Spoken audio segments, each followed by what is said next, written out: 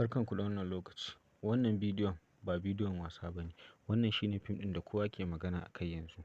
Sabon fim ne na Indiya amma fassarar Hausa. Fim cike da jarumta, tausayi da soyayya. Idan ka kalla za ka manta fim kake kallo kuma za ka ɗauki darasi a ciki. Kada ka tsaya jiran labari daga wani. Ka shiga cikin browser ka rubuta arewamedium.com.ng yanzu ka sauke ka kalla kyauta.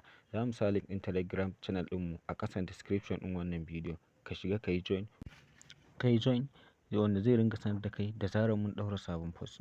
Wannan channel ɗin ko da yaushe muna sa post ɗin, muna samo fim mai kyau mai ƙayatarwa wanda kuke so a ciki.